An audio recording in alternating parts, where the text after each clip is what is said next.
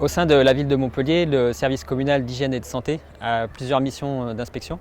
Des missions qui sont liées donc à l'hygiène alimentaire, à l'habitat insalubre, aux nuisances sonores et des missions également de désinsectisation, désinfection et d'ératisation de 3D. Le service a également plusieurs casquettes, celle du maire et puis celle du préfet. Donc les polices en matière d'insalubrité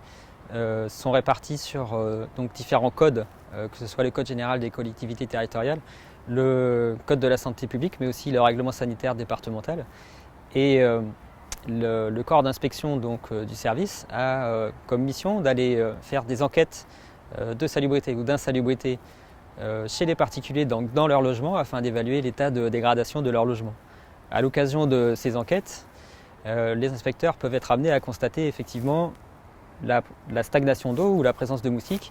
et donc à ce moment-là pouvoir faire des recommandations aux occupants afin d'éliminer les gîtes larvaires qui sont découverts et donner des recommandations pour éliminer ces gîtes de manière pérenne.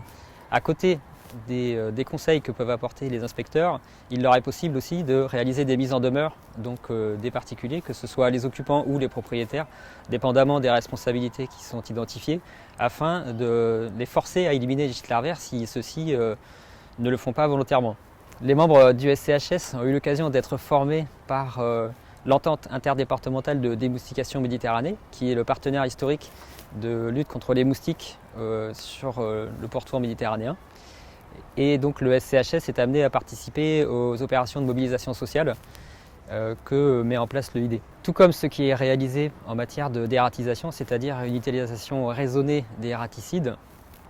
l'utilisation de pesticides pour éliminer les moustiques Aedes albopictus, qui sont vecteurs de la dengue, du chikungunya et du Zika, sont réservés dans les cas où on a effectivement des cas déclarés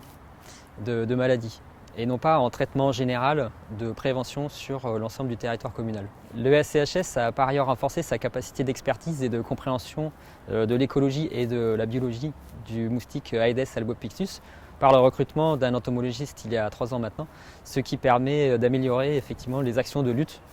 contre l'Aedes albopictus.